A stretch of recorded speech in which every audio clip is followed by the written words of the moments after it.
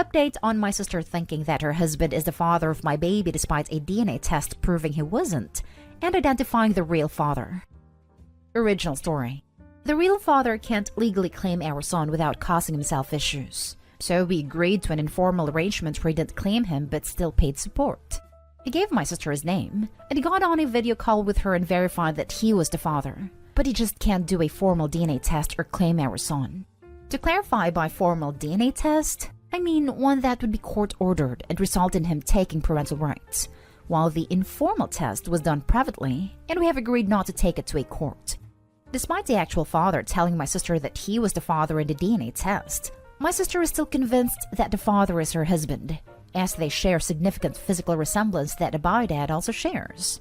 Other than the physical resemblance, which I would say is debatable as he's a baby and looks like a potato most days, my sister suspects that her husband and I had an affair, because her husband and I have a lot in common and were friends before they got together, and it's really good with my son.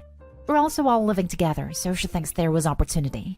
We told her until we were blue in the face that her husband wasn't the father, and we got another test through the same facility that did a test on the real father to prove it. But because it was done by the same facility, my sister then suggested that we switched the names on the test results. At this point, I have no idea what to do. She's being incredibly difficult for no good reason. She won't listen to us, and we don't know how to deal with it, as we feel that she's locked onto this idea and won't drop it despite all the evidence we've given her. Any ideas? Now for the top advice before reading the update. Honestly, if she doesn't care to listen to you or to reason, maybe cut her off for a bit. That's a harmful thing to be saying about someone. Does she have kids? Is her baby the first family's grandkid? Part of the problem is that we live together, so there's only so much cutting off I can do. Neither of us can move out either. This is the first grandchild, and the first baby for several years. And I was actually the youngest family member overall before my son was born. But our parents aren't in our lives. Mom passed while Dad sucks, so is not exactly a grandchild. Ask her to collect DNA samples of your son and her husband, and to send it off wherever she wants to get it tested. Then she can believe the results. We have said she can do that anytime she wants, but she has yet to arrange anything. I think you need to move out. This sounds quite delusional, and I do not see you resolving this in a quick manner. I can move out, but not immediately. We co-own the house we live in, and right now I need to stay here for financial reasons, as do my sister and her husband. The layout of the house does allow for some space to be enforced, but not much. Can't your baby daddy help you get a place that's safe to stay, for the kids' sake? He's still working out the finances on his end, so we have a consistent amount of support that he can realistically keep to. He is sending some money right now, but until the other financial plans are in place, the money he's currently sending isn't enough to cover everything. And now for the update. While I didn't fear for the safety of my child or myself, several commenters on the last post did. And when I showed my sister's husband the post, he admitted that he found a secret camera in their bedroom a few weeks ago. When I heard that, we agreed to deal with this now. We talked to my sister yesterday, saying that if she didn't give us a rational reason for her behavior, we would both go and stay with friends, separately, until she saw a mental health professional and we knew it was safe for all of us to be around her. She locked herself in a room. When her husband asked to be let into the room so he could get his bag to stay with his friend, they began arguing.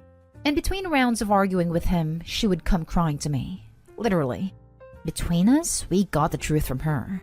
While my sister has always told me that she was on the fence about kids, she told her husband that she definitely wanted them. Truth is, she has never wanted children, and doesn't think she ever will. She knew this before she and her husband got together, but lied thinking that after they married, she could talk him out of wanting kids. She managed to convince him that they should hold off on kids, until I had a baby, which prompted him to ask her about kids again. She realized she had to leave him, but then she lost her job, so he was supporting both of them. A no-fault divorce requires they live apart for years before filing, and my sister could no longer afford this, so she realized it would have to be an at-fault divorce, and it would have to be his fault.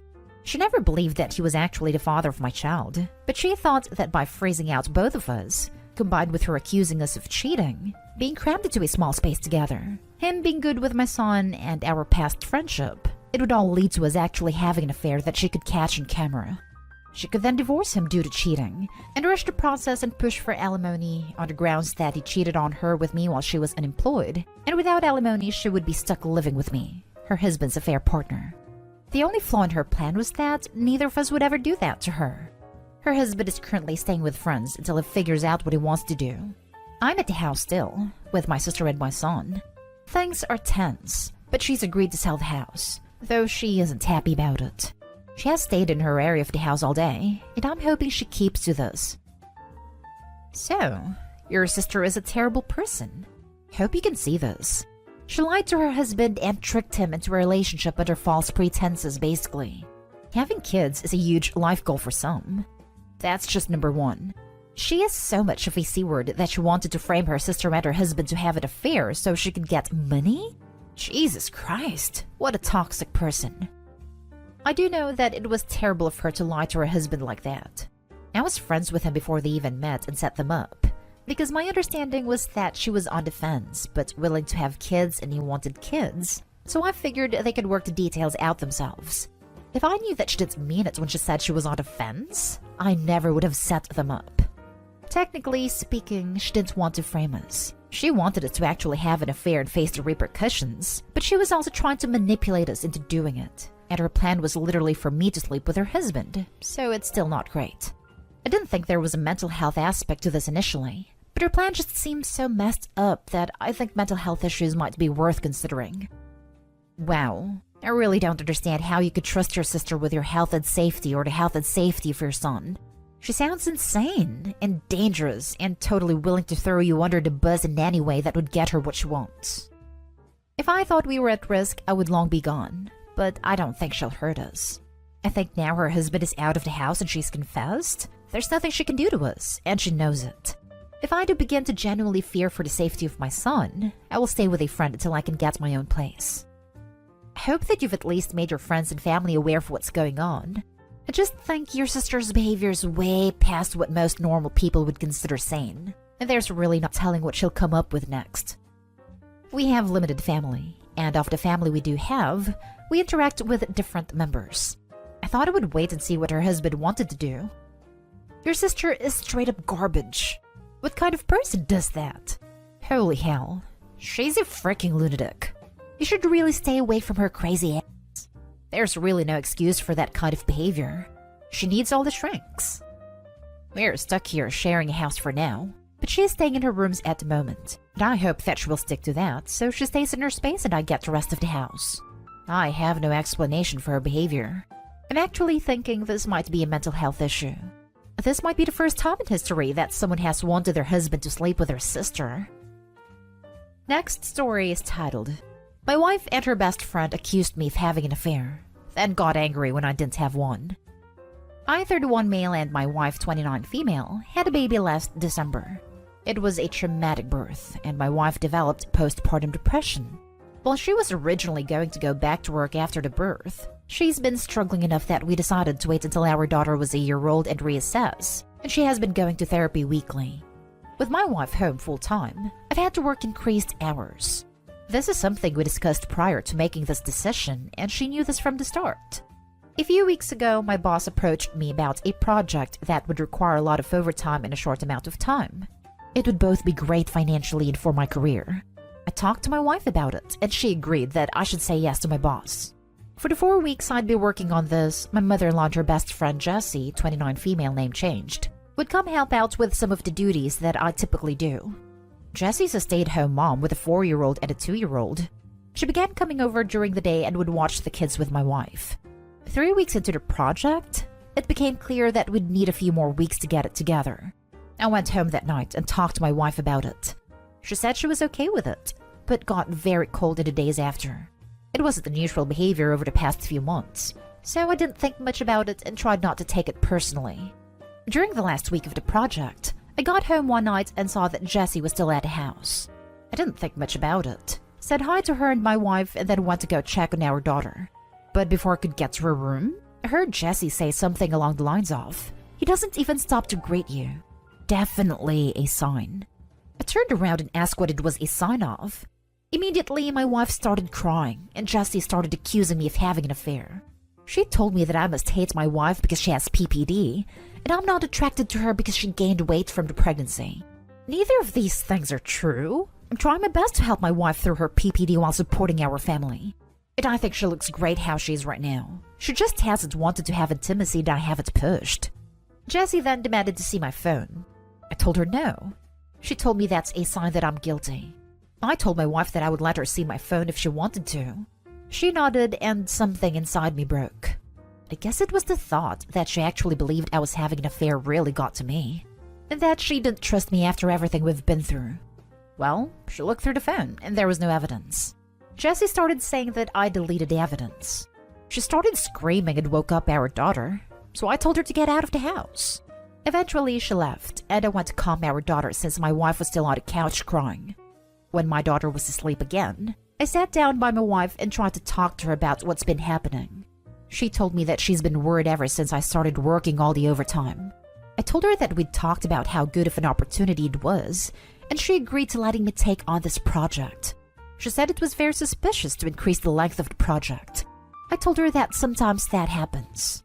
She wanted more evidence, so I showed her messages and emails with timestamps from work and pay stubs showing the overtime. She said she believed me and was sorry for doubting me. It was just that Jessie had been telling her that these were all signs that I was cheating. I asked her why she believed Jessie more than me, and why she didn't come to me with her concerns. She didn't have a real answer. It's been a couple weeks and the project is over. I actually scaled back and I'm trying to work a little less than I was before the project so I can spend more time with my wife and daughter. But I feel so burnt out trying to do everything and becoming resentful because in the back of my mind, I know that my wife doesn't trust me. I ask myself what happens the next time I have a project, or I have to run errands one day, or if I have a business trip. Am I going to come back every time to accusations that I'm cheating? I've tried bringing it up a couple times, but my wife tells me it's not the time, and that she's tired or sad. I try to be mindful of her feelings, but I wonder if that means that I can never have any of my own. I'm not sure what to do here. Any advice for how I can move forward? Now for the advice. This is a horrible situation made worse by your wife's friend, who is possibly projecting her own relationship issues on you guys. I would go to couples counseling and keep reassuring your wife that you love her. Depression makes you think crazy things. I hope the best for you. This sounds to me like Jessie is projecting onto your already very vulnerable wife. I'm happy to hear your wife is already seeing a therapist and totally agree that couples counseling is important. But just so you know, your feelings are valid. You are pushing yourself too hard and stretching yourself too thin. It's okay to feel the way you do, but please make sure you address your feelings. Don't bury them because it's not the right time. It won't ever be the right time, which is where couples counseling can come in to help force the conversation. You sound like a wonderful husband, and your wife sounds like she's pretty great too. And hopefully with some help, you'll be back to your new normal with your little family. Best of luck, man. Jessie probably projected her own problems into your relationship. You have to tell your wife that she should trust you.